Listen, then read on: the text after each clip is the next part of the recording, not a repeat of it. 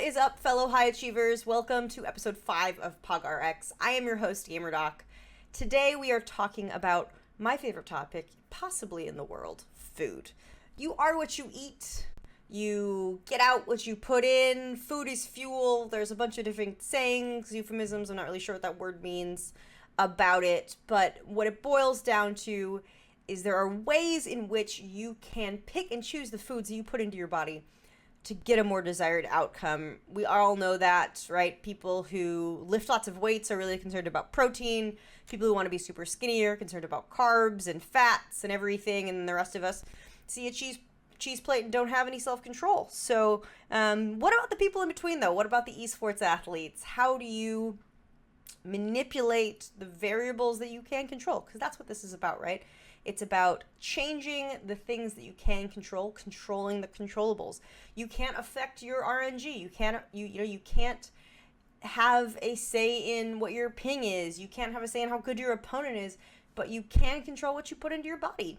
And whether or not you're an esports athlete, someone who's in their late 20s, gamer, old age, or anywhere in between, what you put into your body matters. And traditional sports has cared about this for a very, very long time.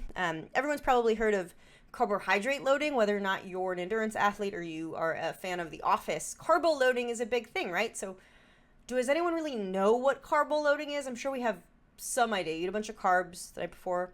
You eat that pasta dinner the night before a game, and you're supposed to play better the next day. But what does actually carbo loading mean? Well, sugar is stored in your body as carbohydrates, as glycogen. And the main area of storage for this sugar is your liver and your muscle. And sugar is important for a lot of things, particularly for this episode, because your muscles and your brain utilize sugar as a fuel source primarily. And if you increase the stores of sugar in your muscles and in your liver, then you're going to have more sugar to perform, and you're going to be able to perform longer, you're going to be able to run faster, you're going to be able to do whatever you're doing better. So how do you increase your glycogen stores? How do you increase the amount of sugar that is in your storage system? And that's what carbohydrate loading is. So the traditional way of doing this is starving your body of carbs for 3 days and exercising.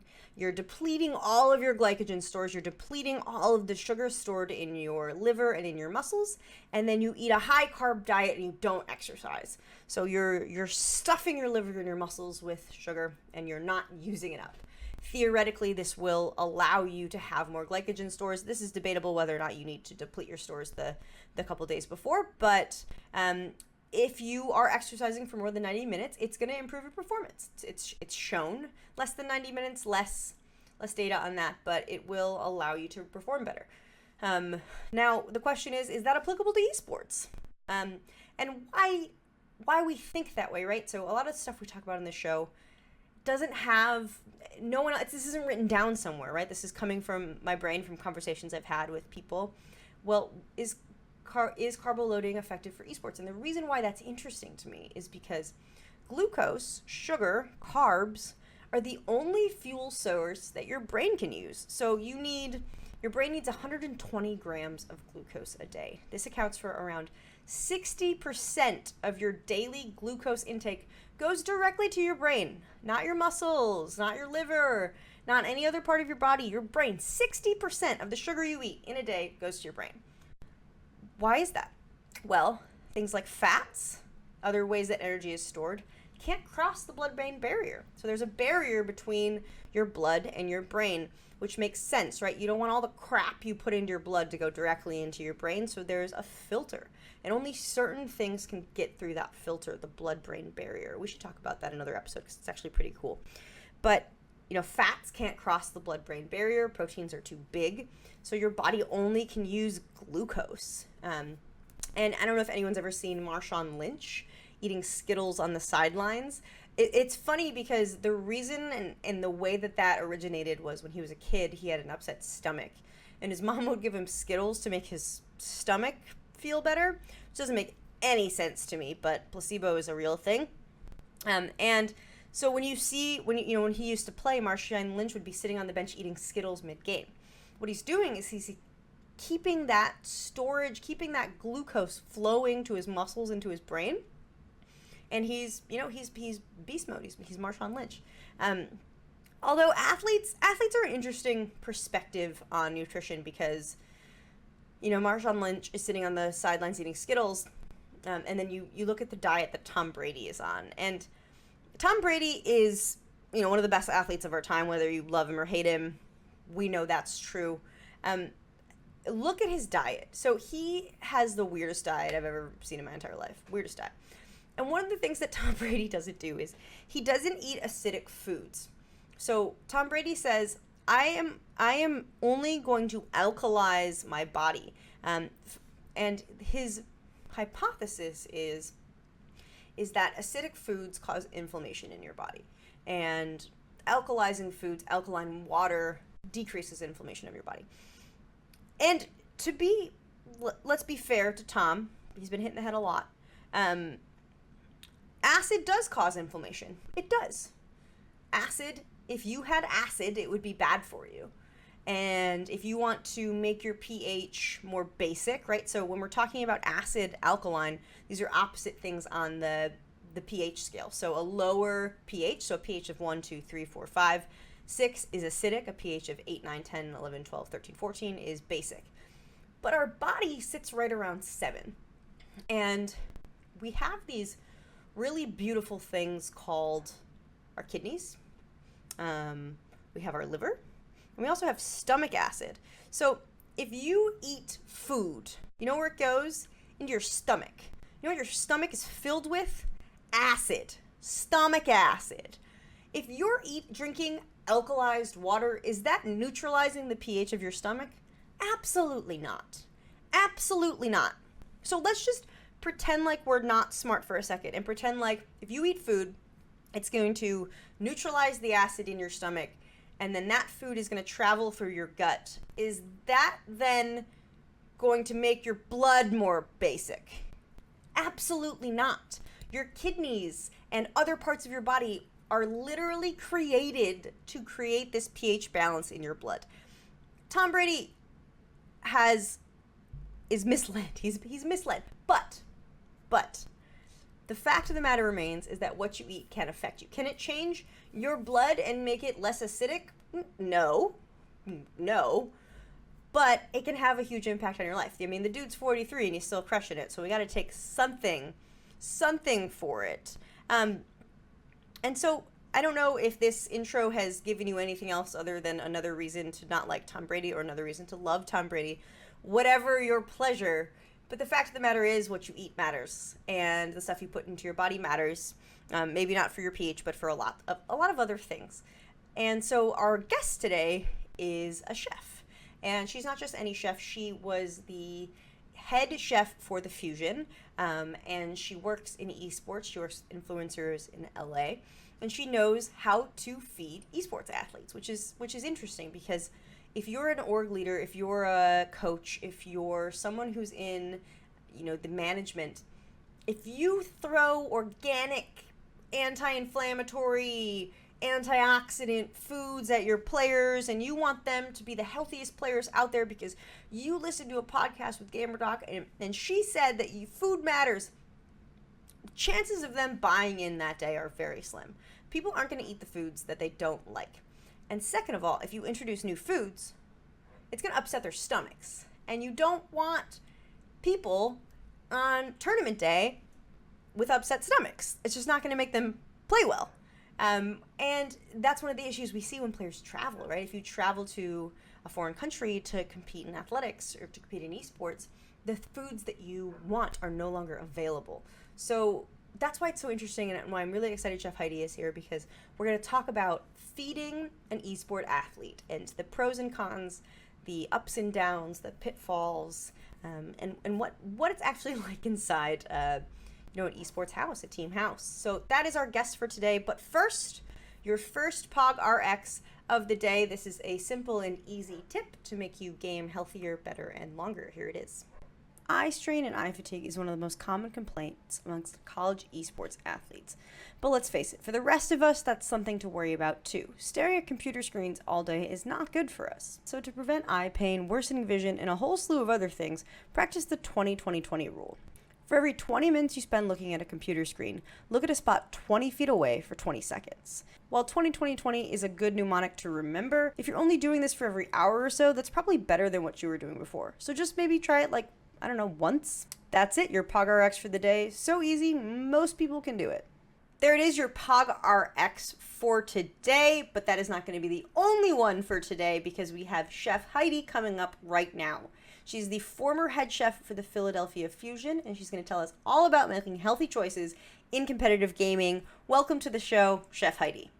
Chef Heidi, welcome. Welcome to PogRx. How are you doing today? I'm doing pretty well. Thanks for having me today. Yeah. Absolutely.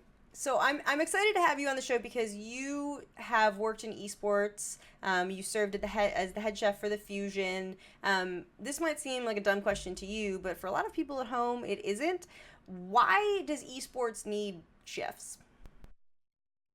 I think, they need chefs because a lot of them, first of all, don't really know how to cook for themselves.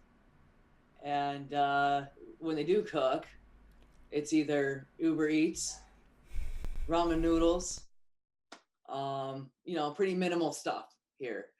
I mean, the Fusion boys were trying to flip pancakes and cook eggs, and they posted some pretty awesome party foul food. But they need chefs because ultimately they need to be fed well, nutritionally, and they need to be catered to. They're young men. They don't have a lot of time because most of their time is invested in the game, sleeping, or connection with their family. They don't need to think about what they're going to put on their own menu. They don't have time for that. Is this different than, a lot of times these esports athletes, they're young, 17, 18, 19, 20, they're plucked from their parents' house, put into the team house. Do you think that esports, their relationship with food or their ability to cook is different than someone else their age who's not involved in gaming, or is it just everyone that age? Like, what have you seen? Because I know you work with non-esports clients as well. Right. Overall, I think most people of that age really don't know how to cook for themselves. Yeah, that's true. I know I didn't really. I mean, I was, graduating high school and learning how to become a baby chef at the college. But I would burn things in the microwave, I mean, I knew some basic stuff, but I didn't know anything about nutrition or how to feed myself adequately, So I think across the board, most people that age really don't know what's going on in the kitchen. They might not even know how to turn on the stove. I remember I was in my first year of college and I had like a 3-year older girlfriend and I wanted to make her dinner. And so I made noodles and then I microwaved Prego Alfredo sauce in a can and I mixed it together and I thought it was like the best thing I'd ever made. I was like, I'm cooking. Yes. Yeah. So that was the extent of my skills at that age. So you're showing up to these kids who don't know how to operate a stove mostly, and you walk into the team house and you say, I am your chef now. Well, what was that like in the beginning? Well, the first time I ever cooked for them was actually my interview. So I did a little prep at home, rolled up from San Diego to Los Angeles with all my goodies, and I spent about an hour there in their kitchen, and I walked in, I was like, wow, this is a great kitchen. I could do laps around here, and I did. And I put a spread before them with about, under an hour, and they all came out, and they're like, ooh, I remember Fraggy's face specifically, just, ooh, check this out. Because first of all, here's hot food, right? Normally when you order out for 30, 40 people, it comes, it's cold, it's old, the kitchen's not smelling good or anything, It doesn't really create this home environment, this essence of community when you just pick stuff out of a bag. So they were all pretty floored. They're all pretty excited. I made a variety of things because not only were they interviewing me, but I was interviewing them. I wanted to see what they went for, what they didn't go for. How was I going to wrap my head around these clients from 9 different countries, from ages 17 to 28. It's a pretty big spread of clients. So can we get a taste of that, pun intended, of like, what did you cook? What were they into? What weren't they into? Yes. So I did some bulgogi style beef, which they ate it all. I did some like a Mediterranean chicken. They ate it all. And then I had bowls of different vegetables. So like whole roasted mushrooms, all of them gone. Oh, wow. A big thing of kale salad, still there. So, and then like grains, I don't remember what grain I did. I think I did some couscous and I did some pasta, and they kind of hit half of it, right? So I was like, all right, so we have some heavy protein dudes. They love meat. They don't like salad, but how can I get them to eat it? And some of them are keeping it easy on the carbs. Mm-hmm. Okay. Mm-hmm. And overall, I think I impressed them. I know, if I didn't, I wouldn't have been working there. But basically, Ross and you was like, I like you. We like you. And I was like, I like you too. And so then I was hired. Yeah. And then I kind of knew what I was getting into. Yeah, you were like, okay, this is what's happening. I'm going to have to be creative. It's not my normal clientele. There's actually a really cool video that I was watching on YouTube about the players talking about you and what the difference it made and how it made a difference to have hot food and just the comfort aspect of it. So when you were there, did you notice change in them? Did you notice any evolution in their relationship with food or how they interacted with you? I mean, it's just such an interesting concept that hasn't really been explored that much. Right. It is interesting to, and I've gotten to see it firsthand. Um, it started to create a sense of family for these guys that were so far, far away from home. I would put stuff in the oven after lunch and it would cook all day and the house would fill up with those mom smells, like grandma used to make kind of stuff, braises and slow roasted meats and soups and all that kind of stuff. And we get them excited for mealtime. And when you're excited for mealtime, nothing else matters, right? You guys were sitting around the kitchen. They're coming in an hour before mealtime because we had scheduled times. Mm-hmm. I was trying to be a little bit early because I knew dinner, they were hungrier than brunch. I call it brunch because it's supposed to be lunch. They're all waking up. And, so they come in an hour early and then start connecting on a level outside of the game. Maybe they were still talking about the game. Maybe they were reading the ingredients on Coke versus Coke Zero versus Diet Coke. So they're starting to get interested in what were in things, and what you cook and what you do. And, they never really wanted to get involved in the cooking, which was fine. But they would ask me some questions from time to time. It took a long time for them to really open up with me. Mm-hmm. But I was always just the same. How's it going? Good evening. How you doing? And not so much, did you like this? Because I would never ask them, did you like this? Or what did you hate about it? I believe that's the general manager. So that was like our line of direct communication was, if they hated something, they would let him know. If they wanted any changes, they'd let him know. Then he'd let me know because they were shy to criticize, right? They didn't want to criticize me. Did they not want to hurt my feelings? Or did they just, I don't know, it's a respect thing. Maybe you don't tell your mother that you hate something. Never. No, I do not. I'm terrified of my mom. So at some point, Poco called me teen mom. I'm like, yo, dude, you're not that young. Basically saying, I'm not that old. I felt like a sister in a way. Yeah, for sure. I had brothers, but they call me teen mom. I'm like, all right, I guess I'm gonna own that. I'm gonna own that.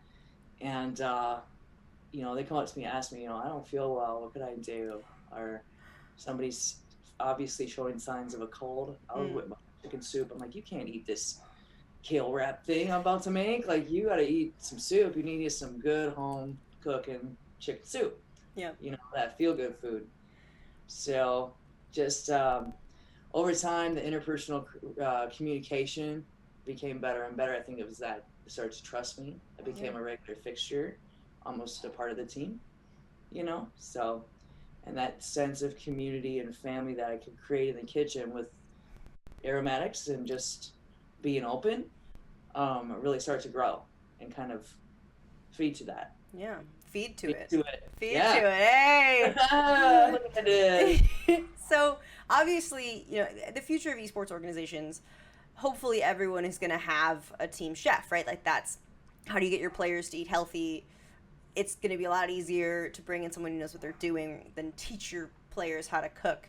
Right. But if you don't have the resources or you don't have the budget for a chef, did you have any tips or anything you learned working with the players that made you a better esports chef? Anything for people at home who might have either kids who are kind of in this situation, who are real esports moms? Right. just, if you're going to try to cook or attempt to cook, just start with the basics. Don't overcomplicate it. These guys need some lean proteins. They do need some multi-grains, and they need some vegetables, right? And you can just roast anything in the oven. You can roast some chicken, get yourself a good meat thermometer, learn about temperatures so you don't get sick. Roast some chickens, roast some steaks. You could even roast your hamburgers in the oven, and you can roast all your vegetables in the oven and just learn how to cook rice. It's not that hard. A little bit of rice, a little bit of sweet potato, a little bit of pasta, brown rice pasta. They thought, hey, let's try some brown rice pasta. Let's try some whole grain pasta. I put it out there like, no, let's not try that, actually. Let's go back to the one you did before. Have fun with it. Yeah. You can be adventurous and still keep it simple. There's a lot of great recipes. I use the Yumly app. I've used it for probably 10 years, however long it's been out. I don't know. And it will make your grocery list for you. Ooh. It will, so if you pick out a recipe, you could type in grilled chicken dinner, and it will tell you like all the grilled chickens ever. And then you can pick a side, and you can pick a couple of sides or whatever, and you can pick out the groceries right there. It will Instacart it to you. Like, it's a pretty cool app. I never went that far. I always love shopping. I love going there and picking out the freshest things. Yeah. My hands on everything. I feel like you can't be a chef without enjoying like shopping for food, right? Right. Well, maybe not. I don't know anything about the culinary, industry, so that could have been a completely ignorant thing to say. But thank you for being kind. I'm commercial shopping on, websites right now for a convention center, and I miss just going to the grocery store. I used to go every morning for Fusion. Oh, wow. My best friends were the grocery people in Burbank. It was the first people I met, and was on a daily. I'd love go picking out fish in Glendale. And they gave me the studio discount. Ooh. I work in the studio, but I work for Comcast, NBC, so it's like the same thing. Mm-hmm. And going to K-Town, when Roston showed me the California market, I just rolled over and died. I'm like, this is heaven, dude. This is great. Because I was going into some pretty funky stores, and I would walk in, take a whiff, and just walk out. Yep. You're like, that is not the way. Good. No. Fresh ingredients definitely, I feel like, play a huge role. Like, I'm just so jealous of, my wife's from California, and so every time we go out there, and just the ingredients and the food is incredible. And I think that's another really good tip is like using fresh ingredients, right? People will like your food better, right? Right. And there's more nutrients in the fresher food. There's more nutrients. I agree. Produce in California is amazing. Yep. Proteins, however, taste a little bit different. So I've pretty much gone strictly organic on all my animal products. Definitely sustainable on my ocean foods.